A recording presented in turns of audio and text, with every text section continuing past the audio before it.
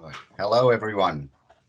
Welcome to our second CRC Time webinar. My name is Guy Boggs, and I'm the Chief Executive Officer for the CRC for Transformations in Mining Economies. I'd like to welcome Jim to provide the acknowledgement of country before we start today's proceedings. Thanks, Jim. Thanks, Guy. I'd like to acknowledge the traditional owners and custodians on the lands on which we are all sitting in this webinar, and particularly here in Brisbane, the Yagara and Dorothy peoples. Acknowledge them and their ancestors, their elders, past, present, and emerging, and pay respects for their continual cultural and spiritual connections to country, and recognise their valued contributions to Australian and global society. Thanks, Guy. Thanks, Jim. So, thanks, Jim, for your acknowledgement of country. I'd also like to add that I am joining you today from Balladon country within the Noongar Nation in Western Australia. Obviously, today's webinar is a critical theme for CRC Time on Indigenous inclusion and social values in mine closure and post-mine transformations, and this will be a critical focus for the CRC as we move forward. Before we formally get started on the webinar itself, I wanted to go through a couple of house rules. One, this webinar is being recorded, and we will send you the link to the recording shortly after the webinar, along with the presentation slides. I'd like to ask that everyone keep your microphones muted throughout the presentations. If you are having a technical issue, please use the chat functionality to let us know. If you have a question you would like to ask the presenters, please use the Q&A functionality, which is separate, which should be located on the top of the screen. We have an outstanding lineup of speakers today. To start with, Jim Walker, who you've already heard from, is the interim chair of the First Nations Advisory Team at CRC Time and is a lecturer at the University of Queensland. Jim is an Aboriginal man of the Leeuwen and Goreng First Nations people of Australia. He has been involved in development and implementation of policies and programs in the field of social justice, education, health, housing, economic development, Indigenous rights, Indigenous cultural protection, environmental protection, and science research. And Jim will be chairing today's session. The first formal speaker beyond that is Professor Stephen Van Leeuwen. Stephen is the PhD Curtin Indigenous Chair of Biodiversity and Environmental Science. Professor Van Leeuwen is a respected Aboriginal Noongar leader with a profound respect for country, coupled with an appreciation of contemporary threats impacting biodiversity and the emerging challenges and opportunities presented through evidence-based natural resources and land management. Finally, Professor Fran Ackermann will be speaking. Fran is a research professor in the School of Management and Marketing and was Dean of Research and Development in the Curtin Business School. Her key areas of research focus on modelling complex problems, supporting project managers tackling complex projects, particularly in the area of risk, and the design and implementation of strategy. I'd like to welcome Jim back to the stage to open the session. Thanks, Jim. Cheers. Thanks, Guy. I think what we when Guy and Tom Measham asked me to come on board as part of the First Nations Advisory Team, I didn't have much hesitation in saying yes. My belief has been that the one thing that I see with, especially in regional and remote Australia, is how the inclusion or non-inclusion in lots of cases of Indigenous communities, but also Indigenous voices within regional and economic development.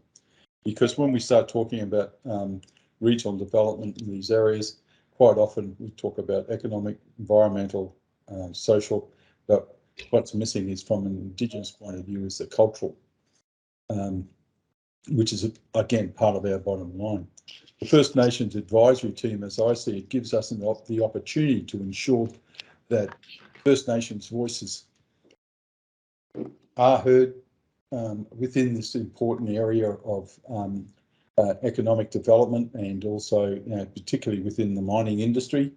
We've had various contacts between the mining industry and also Indigenous communities, and this gives us a chance to be on the inside, to work to help the industry start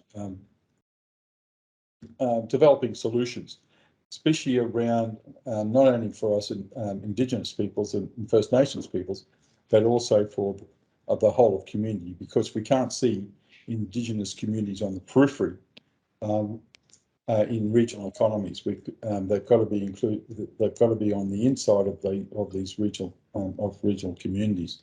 And this is the first, and this is one of the most important things about these First Nations advisory team.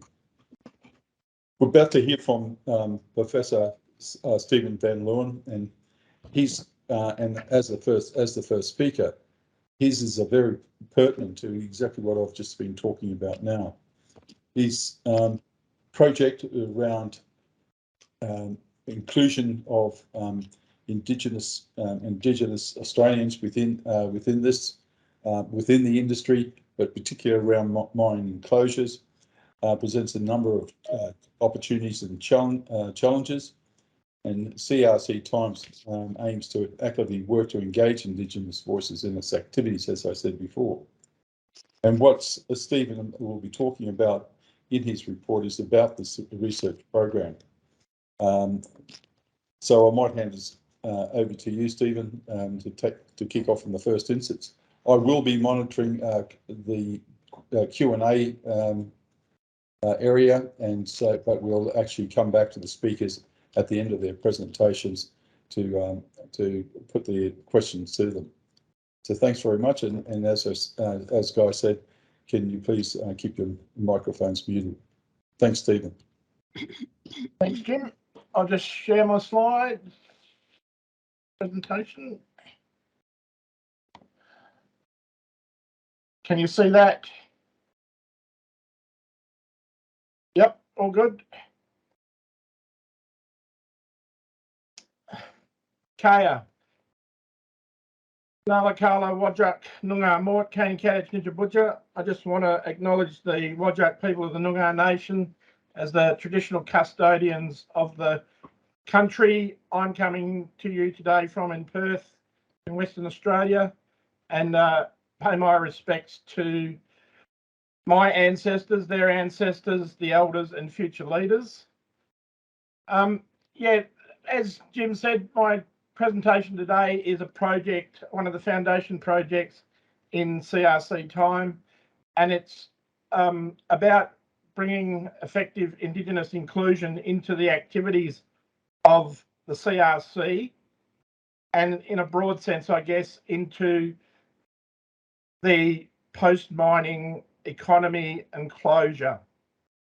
And Guy and I have a long association going back decades or more, and it's always been something on his agenda and the foundation of what CRC Time have been trying to do, and that is ensure there is an Indigenous voice in what happens in the program over the next decade.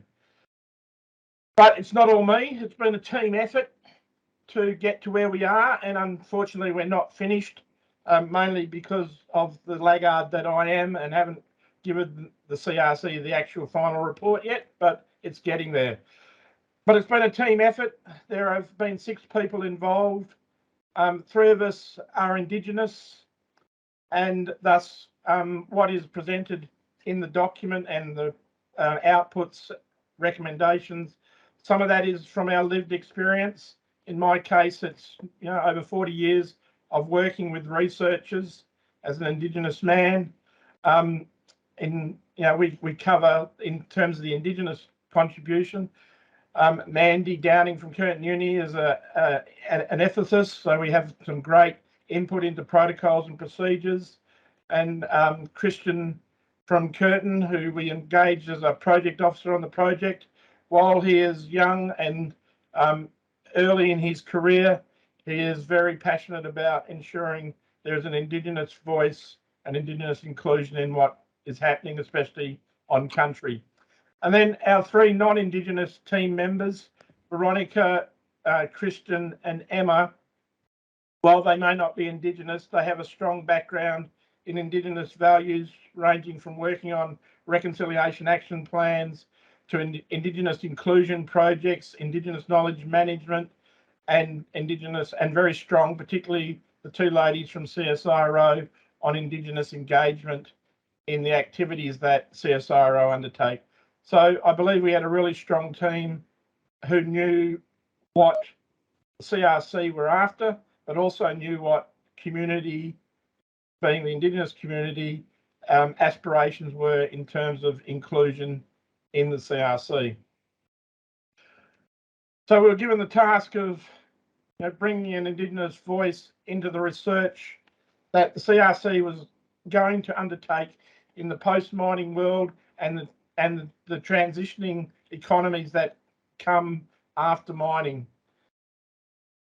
And from day one in my discussions with Guy and other people involved in the CRC, like Gavin Price and Melanie Stutzel, it was wanting to make the CRC not the best, but the leader in Indigenous inclusion amongst the cohort of other CRCs, but also in the cohort of institutions, organisations undertaking research, particularly applied research and research that involved country, and making the CRC the leader in that space. And that's the approach that the team took when we went into undertaking this project and providing the recommendations that come out of it. And, it was very much focused on inclusion of Indigenous people and Indigenous values, but ensuring that was done in an equitable way, and ultimately, I guess, ensuring that what the CRC was going to do, particularly the research that was going to be funded, was co-designed with that Indigenous voice involved in the co-design. Now, and this will come up several times, I guess, but co-design is a really catchy word at the moment, topical. Everyone's using it for all sorts of things. But I'm not really concerned about how it's being used elsewhere.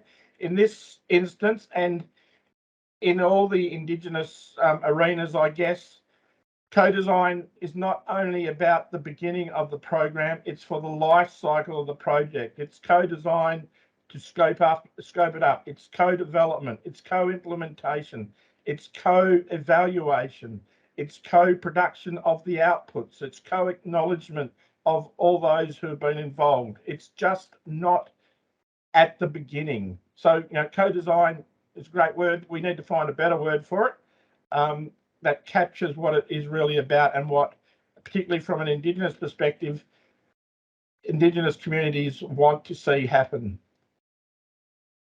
So the process we went through, we started off with a literature review, which Curtin were the main, the Curtin team mainly ran that, and in particular Veronica and Christian.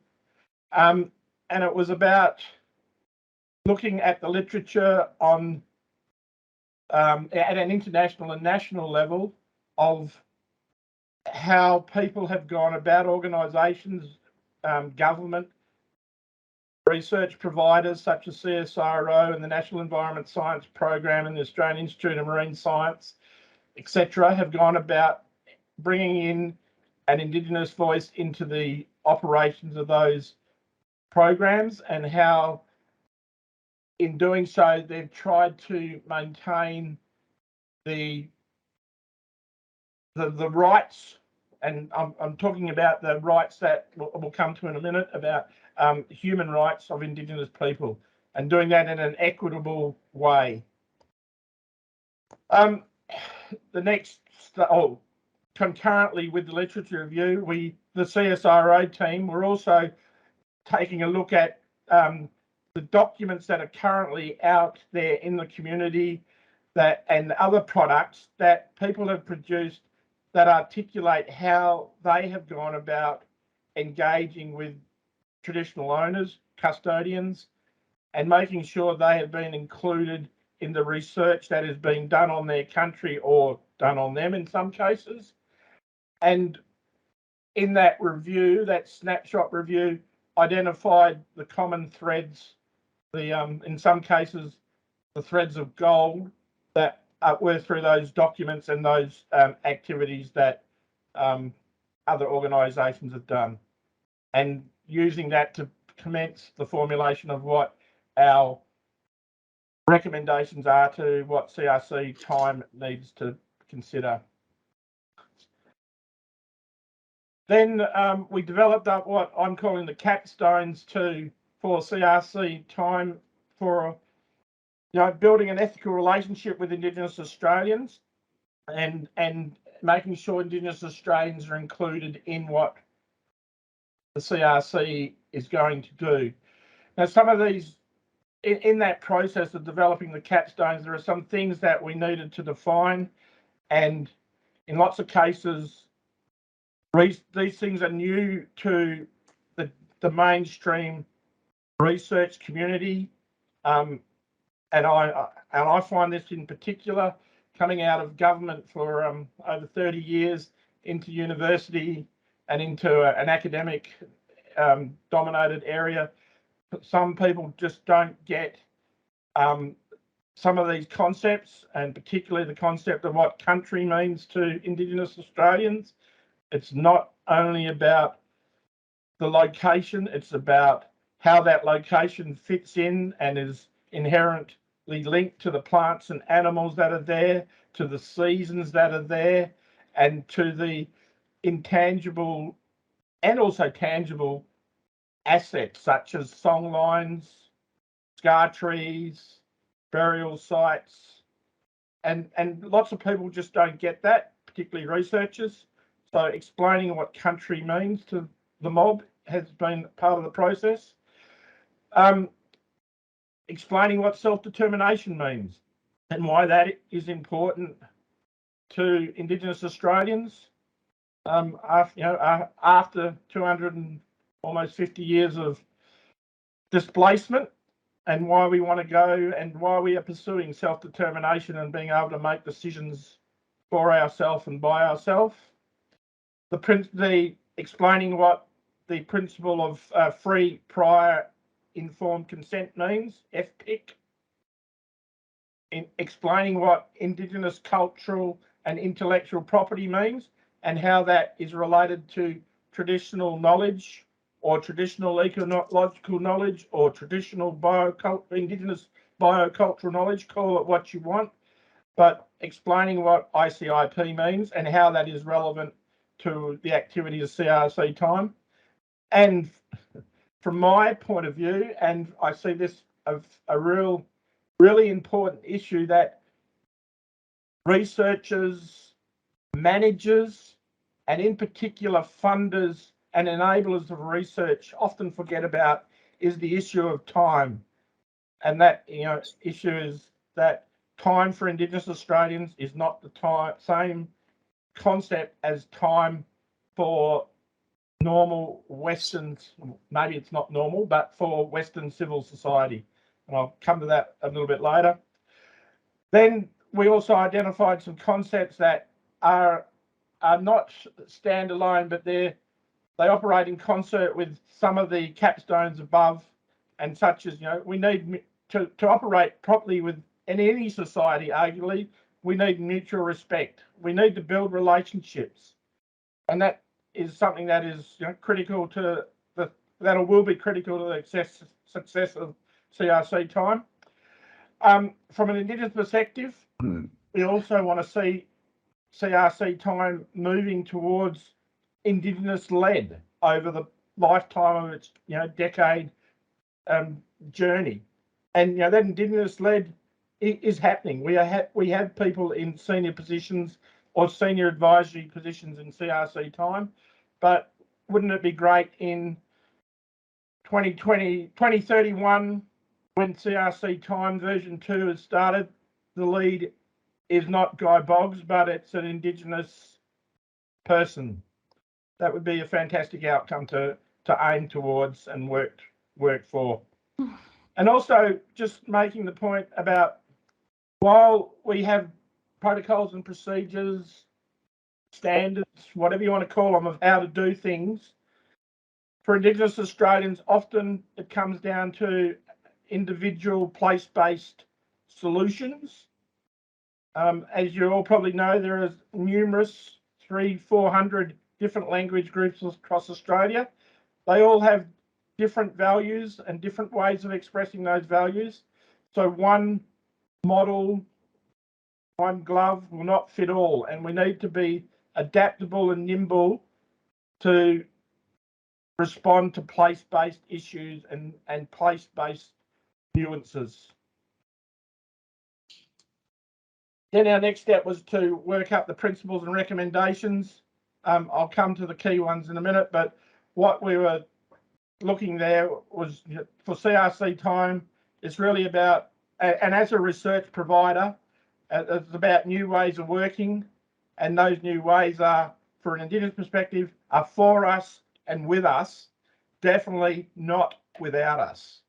We want to jump out of sitting around the campfire and being left at the camp, and jump out of the back of the car and be in the front of the car, if not holding the steering wheel and driving the car. That's where we're at now, and that's where we want to be, or we're heading that way. And CRC time is a great vehicle to help promote that. So the key principles that we are recommending, Indigenous Australians have the right to self-determination, pretty straightforward, as do all human beings. But for Indigenous Australians and other First Nations peoples around the world, those rights are also acknowledged by the United Nations in the United Nations Declaration on the Rights of Indigenous People, which, yes, Australia hasn't still signed up to, as I understand it, but has basically adopted to follow that direction from the UN. And, ethically, I guess Australia are bound by it, and I suspect if Australia didn't follow it, we'd have a few questions from our international markets and international competitors about why Australia is not treating its Indigenous First Nations people appropriately.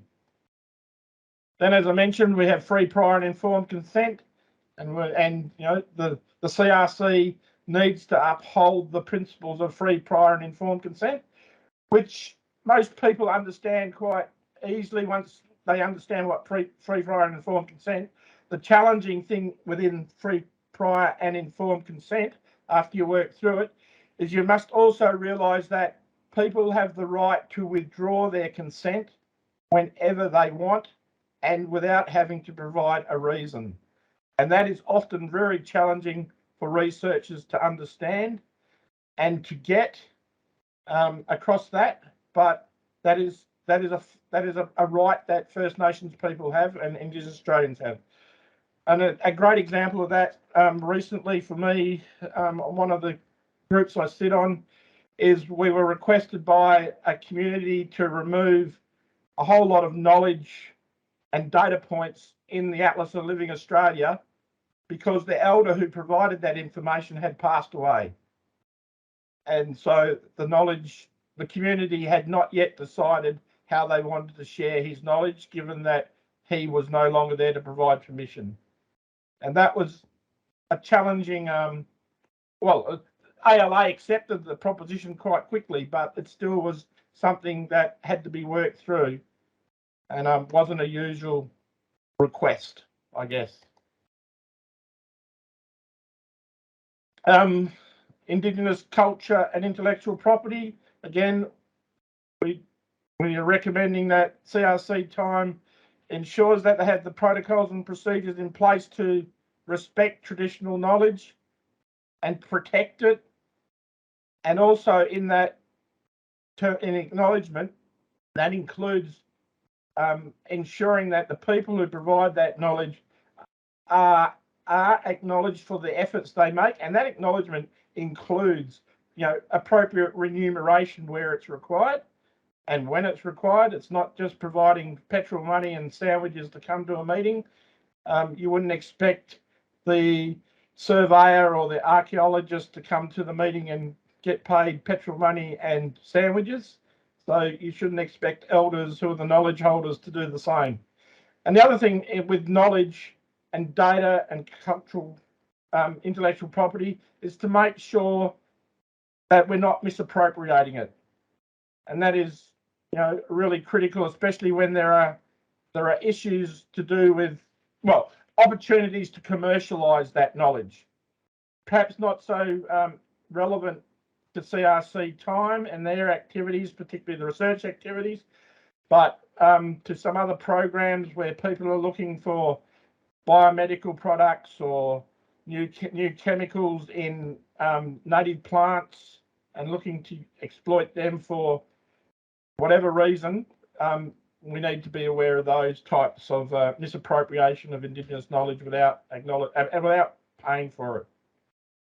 And then again, as I mentioned before, time and how time for the mob, Indigenous Australians, may not be the same, or is not the same from my experience, with that of Western civil society.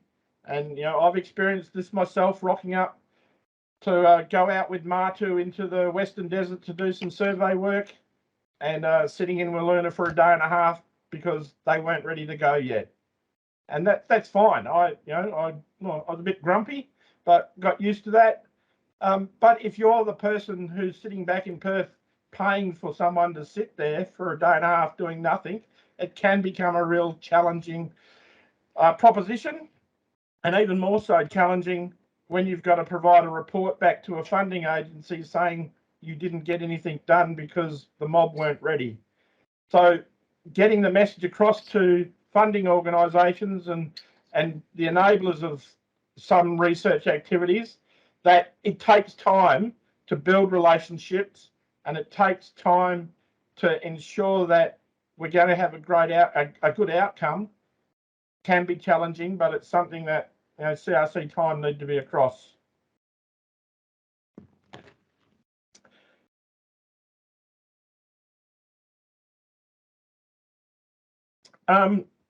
Indigenous Australians are really keen to be involved in co-design, acknowledging, as I said before, co-design is for the whole life of a project, and in respect to the activity of CRC time and the mining industry, it's not only from when you commence exploration, it's right up to closure, and arguably, as we're talking in CRC time, transformations in economies after mining, it goes well beyond the actual closure of a mine. And people, we need to think about that when we're doing co-design. It's just not at the beginning.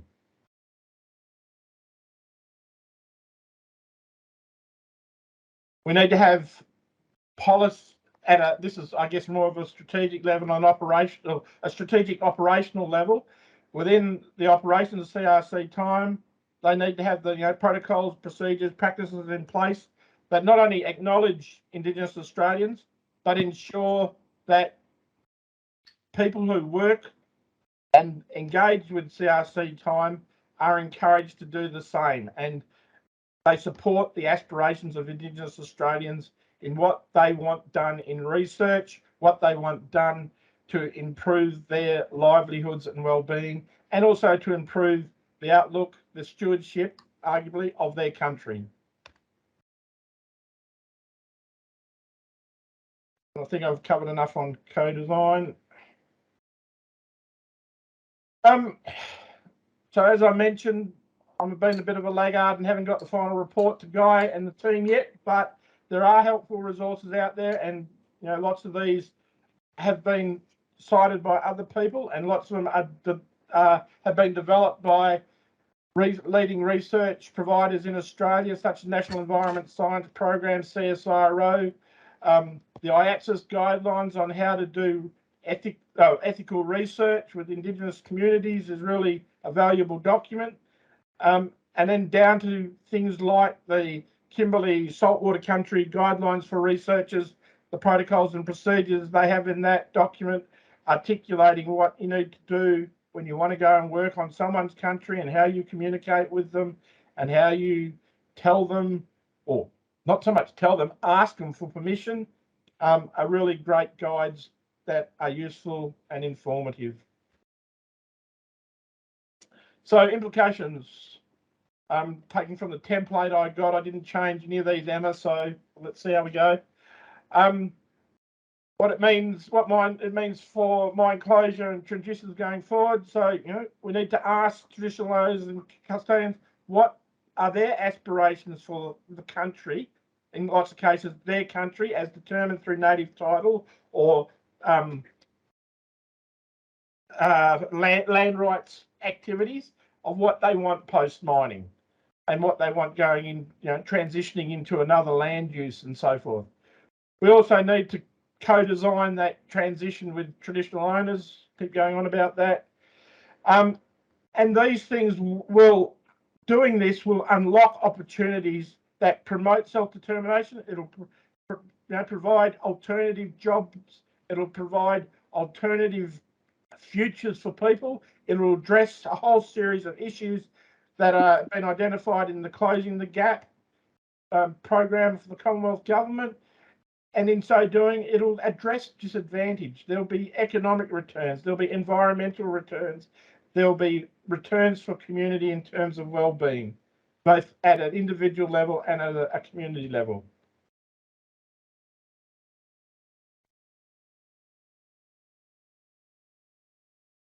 So I keep calling it, new ways of working, and it's about, doing it better as we build our relationships and understand what Indigenous Australians want. And we don't know that unless we go and ask. Some people are frightened to ask or don't know how to ask. And that's why things like cultural awareness training and cultural immersion and having Indigenous people sitting on boards, especially when those boards are making decisions about people or about their country, is critical. And, for CRC time and for, arguably, from my perspective, the resources sector, need to participate in this journey. It's happening.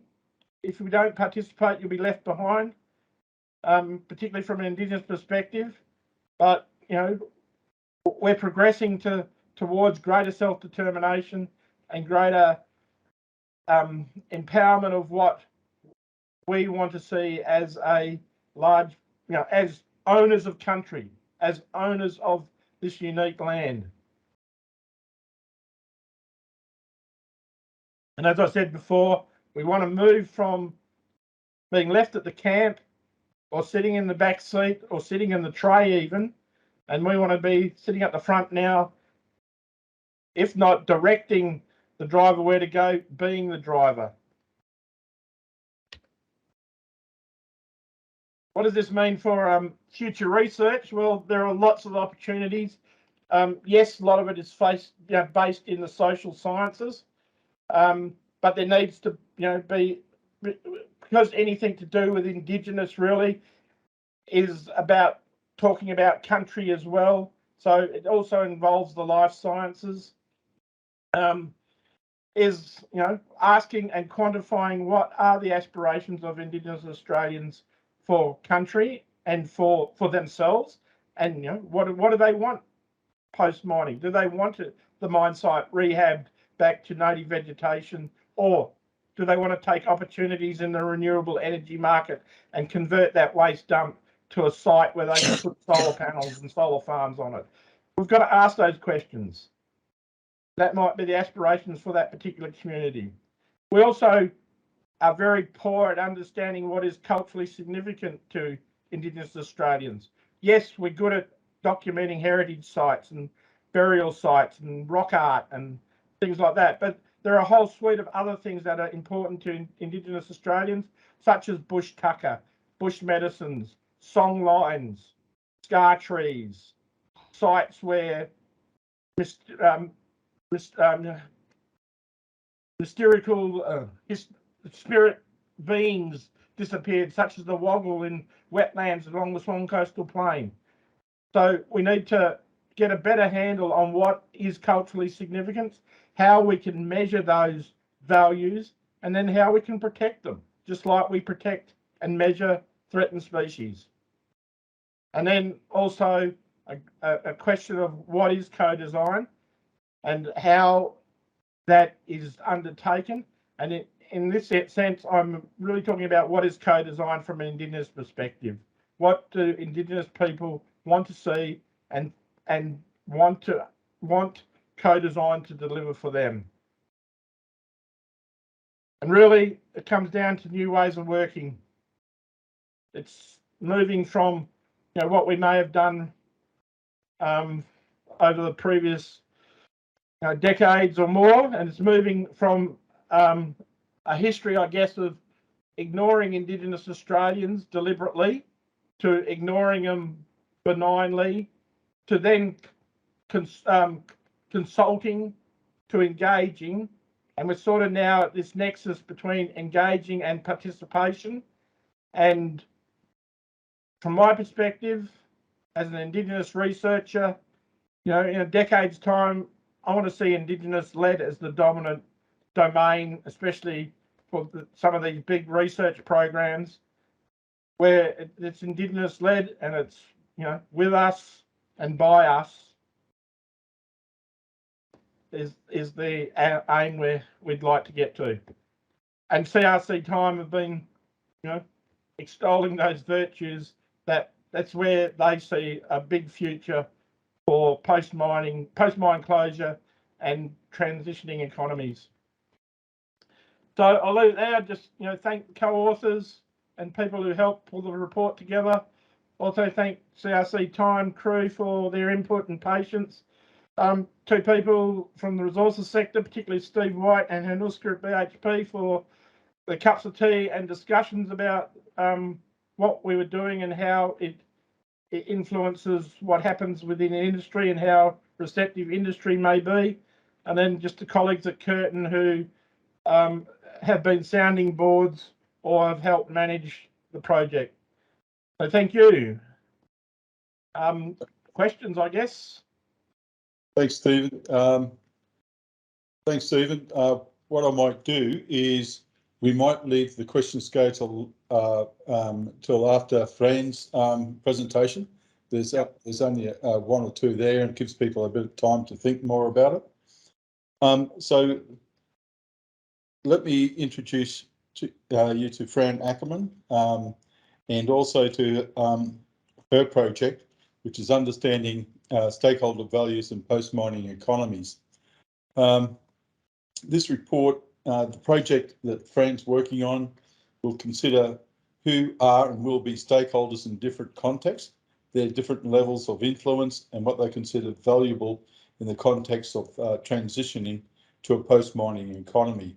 And of course, this project considers a range of issues, including exactly, you know, how values may differ between different stakeholder groups within there, and therefore how dynamic some of these groups, when we start to get the groups together, how hard it's probably going to be, and some of the complexities around engaging with them in a post-mining economy as to agreeing as to what that economy should look like. So Fran, without any more from me, I'll hand it over to you. Thank you, and we'll answer the questions at the end of your session. Thanks very much. Thanks, Jim. Can I just check everybody can see the slide? All good. Great, thank you.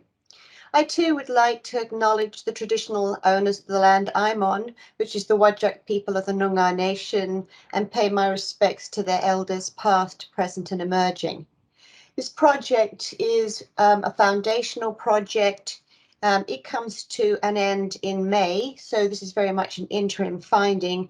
This project straddled longer than an annual year, and it's looking at understanding values in post-mining economies from the perspectives of diverse stakeholders and over time.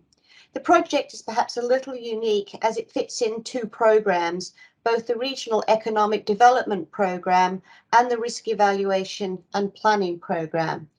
I'm presenting on behalf of my colleagues, but please let me introduce the project team. We have Marcus Barber and Tira Foran, both from CSIRO, although in different locales, myself from Curtin University, and over our journey, we've had support from Joanne Everingham, Tom Measham, who used to be part of our team before he moved on to better and bigger things, Kelly Schmidt, Fiona Haslam-McKenzie, and Brian Maybe. They are the two program leads. So that is our team. So in thinking about this, what is this project about? It's about understanding the values associated with post-mining economies. And I think that word values in plural is quite important.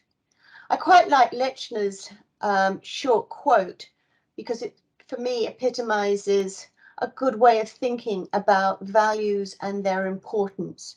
So it's knowledge of what people value and the diversity of those values that can assist decision makers in producing policies that work towards delivering environmental and socioeconomic outcomes that have broad acceptance. And I think that's quite important because we need to understand, firstly, who the different stakeholders are. That's really critical, and take a very encompassing perspective. We need to understand what they value, and stakeholders value more than one thing. So it's recognizing that diversity.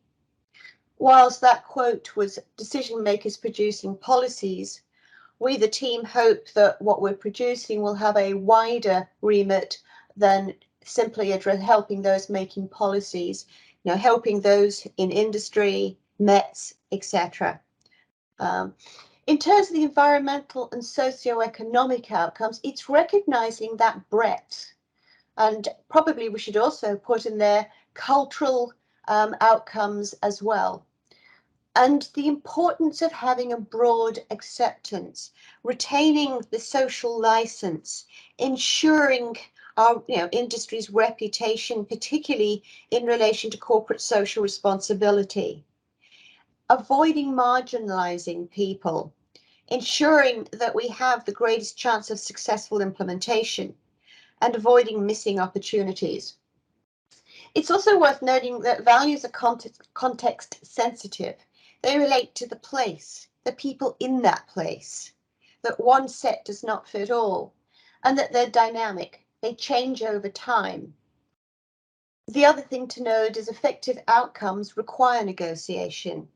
It requires understanding who those stakeholders are and seeking to end up with win-wins rather than disenfranchisement. So that was the focus of our research. As Stephen went through, we did also have a research process commencing with a literature review. We took a multidisciplinary perspective to our literature review, taking into account anthropology, psychology, sociology, geography, decision theory, and I've probably forgotten one, but really trying to get a comprehensive understanding of what was already out there. Our definition really was what matters, what is important. So a fairly all-encompassing definition. And we were seeking values in plural, and we were thinking about values that were both tangible, such as water quality, and intangible, such as a sense of country that Stephen picked up so beautifully. That plurality of values also sought to go beyond an economic perspective, recognizing Einstein's quote that not everything that matters can be measured. That literature review is available, and it's on the CRC website, but it also gave us the foundation to the second stage of this research programme, which was the development and then the implementation of a case study. We chose 3 different mining regions. We chose Latrobe in Victoria, a coal mining type, both generation and excavation. Fairly major contributor to Victoria's power requirements, and one that has been in operation for a really quite long period of time, over 100 years. The Gove Peninsula, which mines bauxite, and Collie in Western Australia, which is again a coal mining and energy producing area. These are three of the areas that the CRC focus on, and the reason for choosing them was fairly pragmatic. Each of the researchers is located in one of the areas. We wanted to get a wide-ranging understanding of the different perspectives, the different stakeholder groups.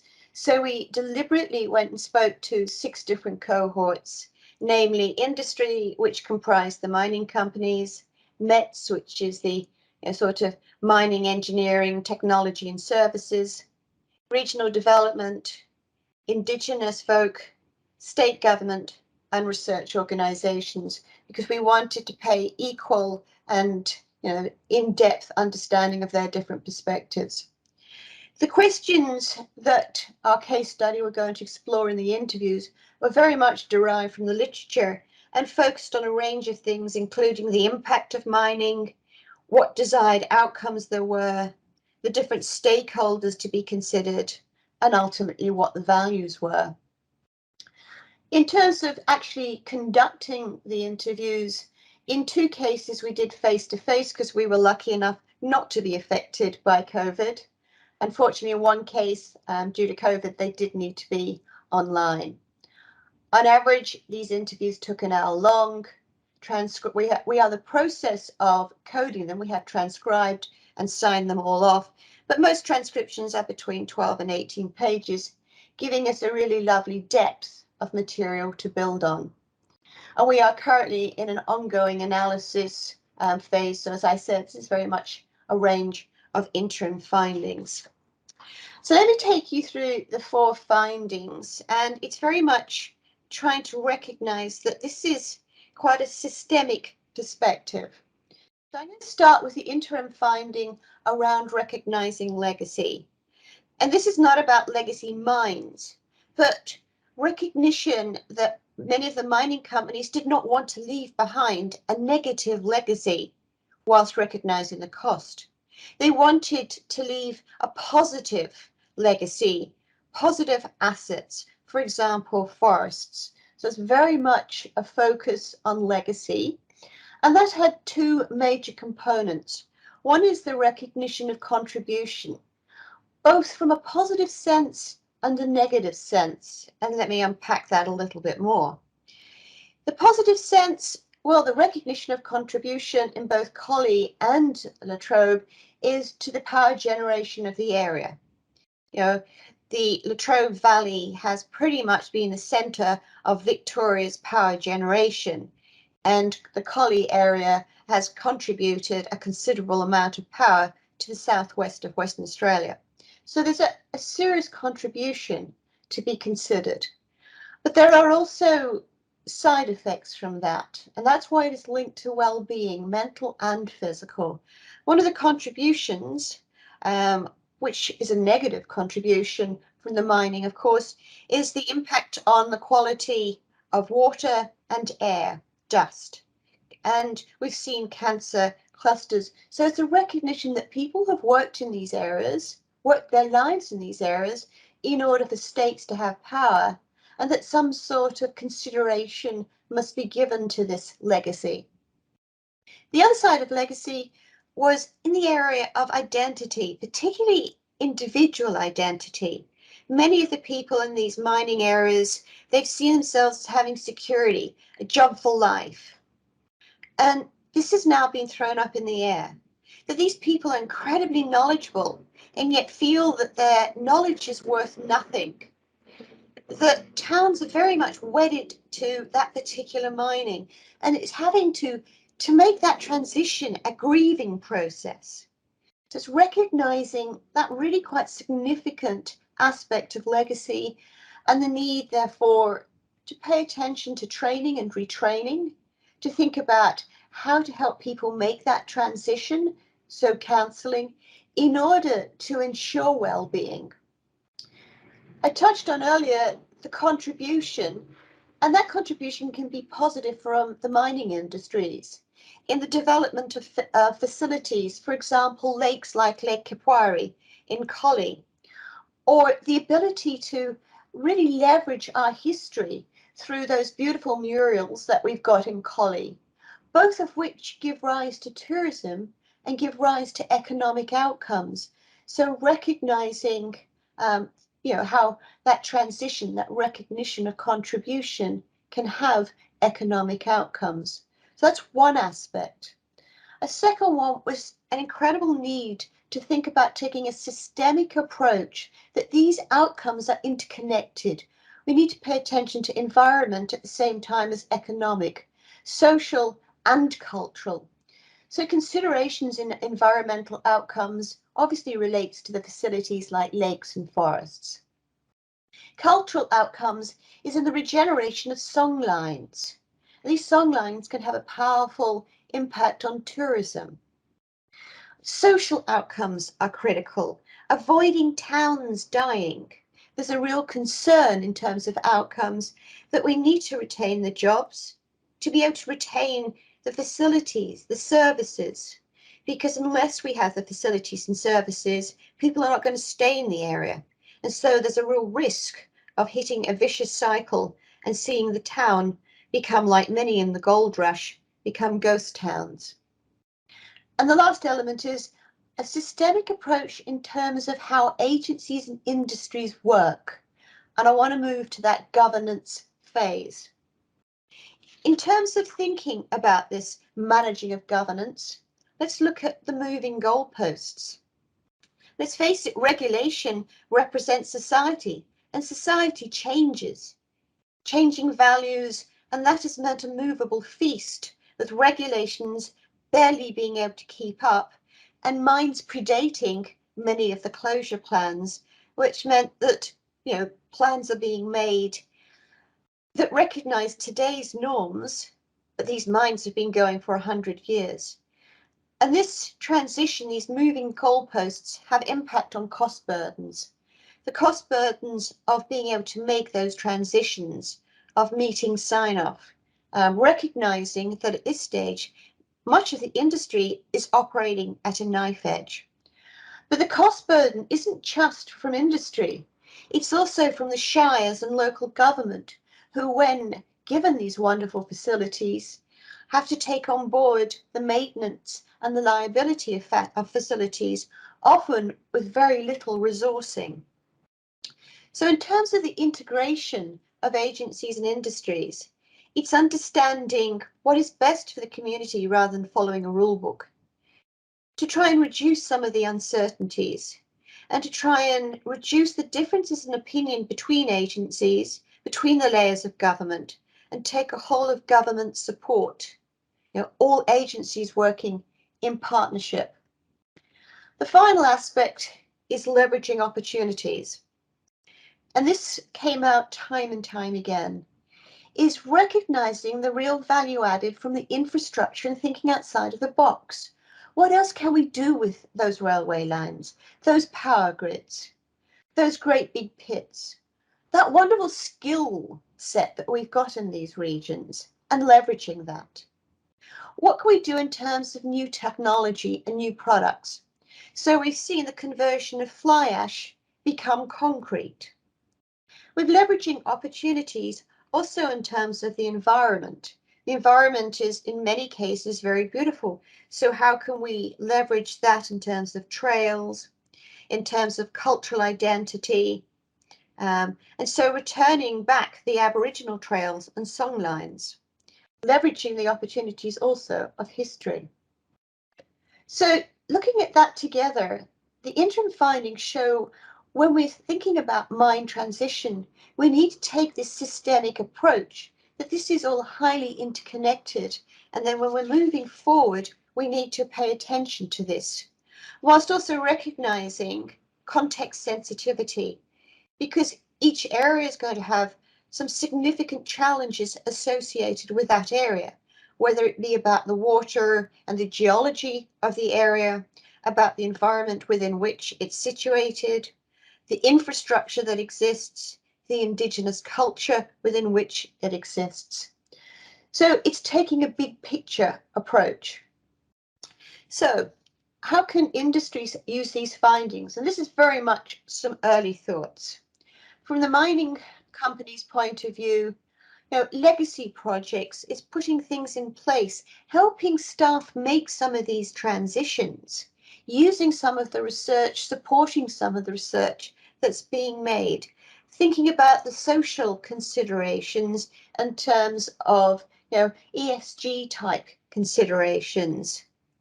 So training and building legacy projects. METs, capitalising on opportunities. A great example is Westrac, who've converted a mine pit into a site where people can learn to drive the large, or operate rather, the large autonomous vehicles that are used up in the Pilbara, which needs large amounts of space to be able to conduct.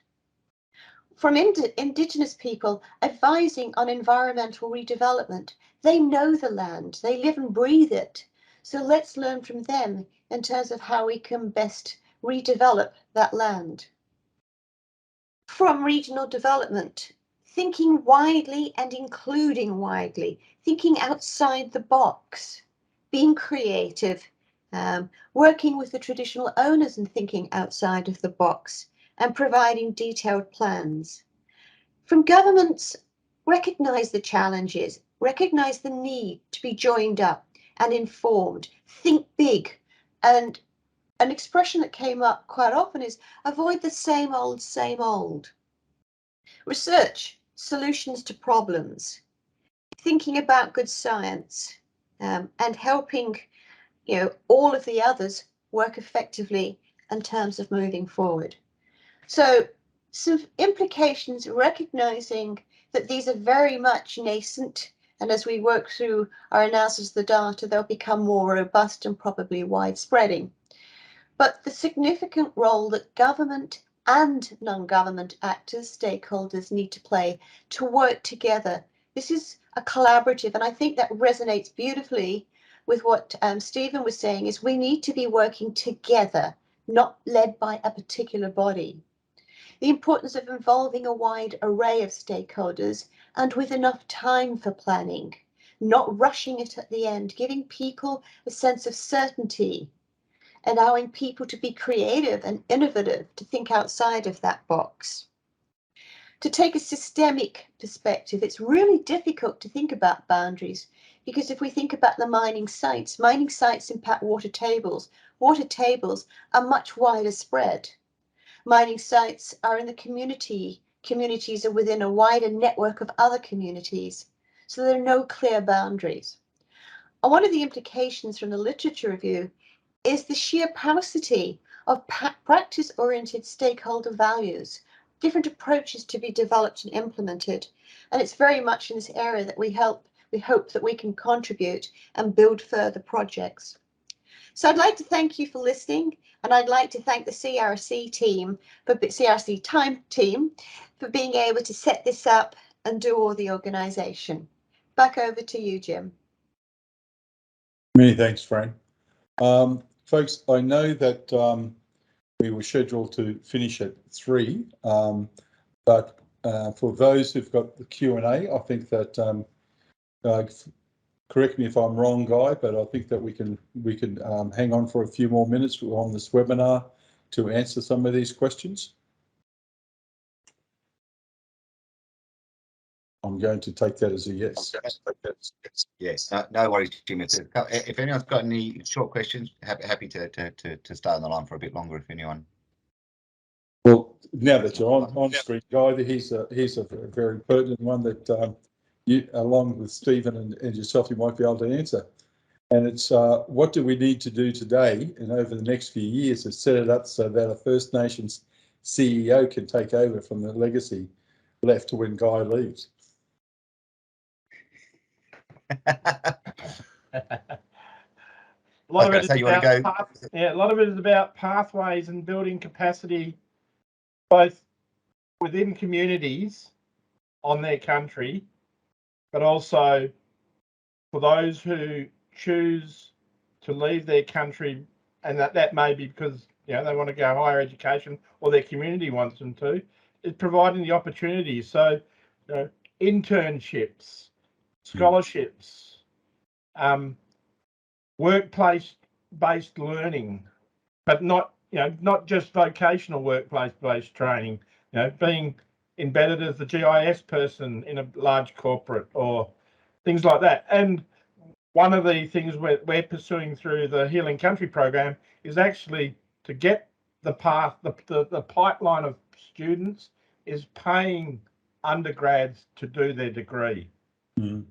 And in an Indigenous world, lots of undergrads aren't necessarily straight out of high school. They're mature age people who have mortgages, have family to look after, and they can't get by on a student stipend. So we need to change that paradigm a bit.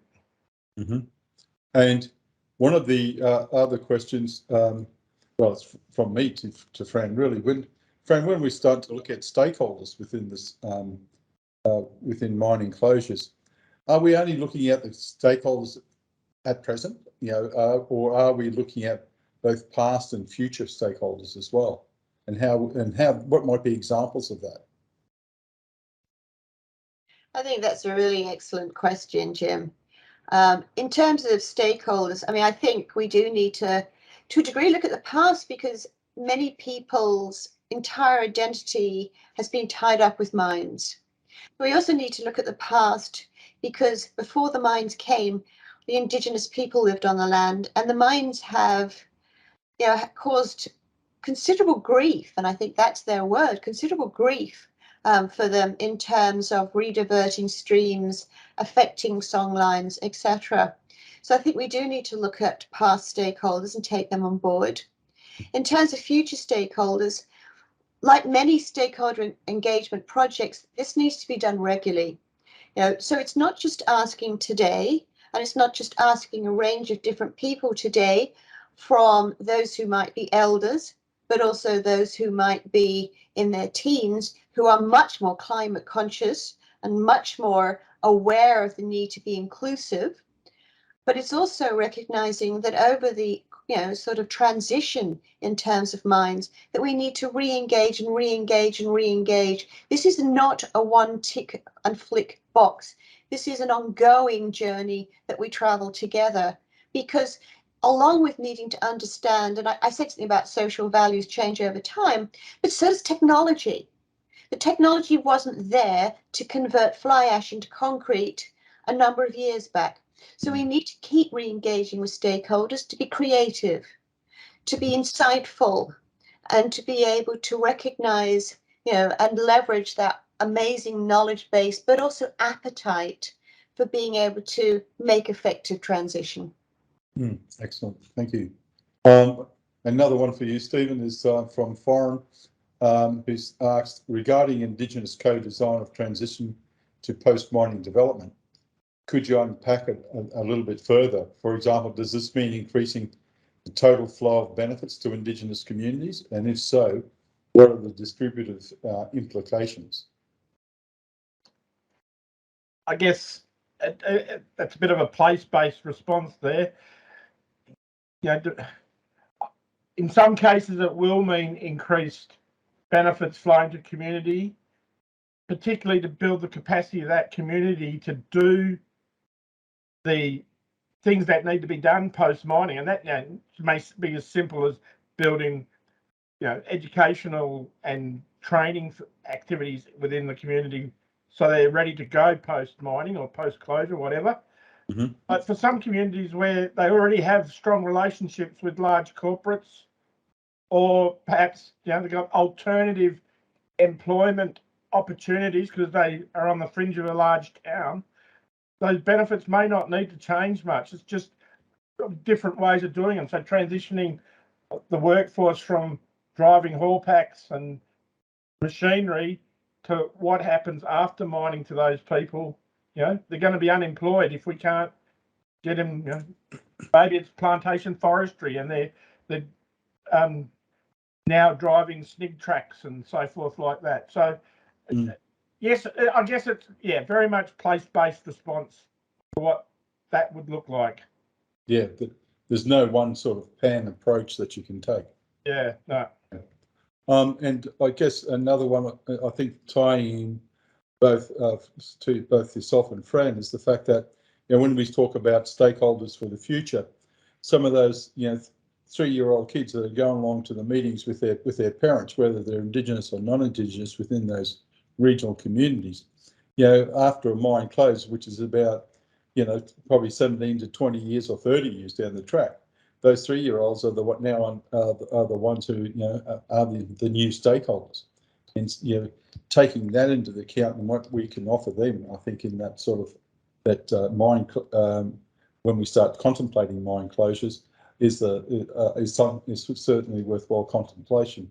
And to pick up your point, Stephen, I think that the other thing is that maybe when we start talking about free, prior and informed consent, Indigenous cultural intellectual property, then, you know, include in those, you know, I think you've touched on it before, which was mutually agreed terms and access benefit sharing, which is that package of Indigenous rights around international conventions like Declaration of the Rights of Indigenous People, and also the Nagoya Protocol. So should we start to think about when we start to enter into agreements for projects and for mine closures, that somewhere in there it says that this agreement is UN compliant with the Declaration of the Rights of Indigenous People and the Nagoya Protocol within the Convention on Biological Diversity. Is that one way also to keep that at the forefront when we start to enter into these things? Because it's of benefit not only to Indigenous people, but also the community in which they live. Yeah, to wider society. Yeah. It's to capture those trigger points, call them what you want, in agreements, and not only agreements, you know, in an operational space, but also in our research. You know, if there are potential to commercialise some of our outcomes, then we need to make sure those research agreements that CRC Time has with its research providers captures those opportunities and ensures that, you know, there is some flow back to the mob. Yeah, excellent. I might hand it over to you, Guy, if there's no more questions for anyone. Thank you. And thanks Stephen and Fran. Thanks, Jim. Yeah, and if I can absolutely add to those comments, Stephen, Fran, Jim, really appreciate your time and sharing your thoughts and knowledge today. Really helping position our CRC for success. Just a couple of closing comments.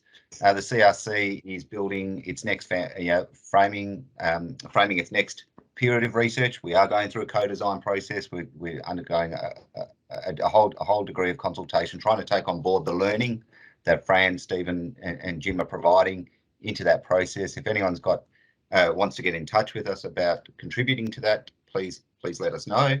Otherwise, we've got 15 initiatives noted on our website that are worth having a look at. It's an absolute privilege to be in this position. I absolutely I'm grateful every day because I get to work with such leaders in our community, and on something that I think has some significant benefits, social, economic and environmental, if we can get this right. So thanks everyone for your time today. Look forward to joining on our next webinar. Thank you, folks.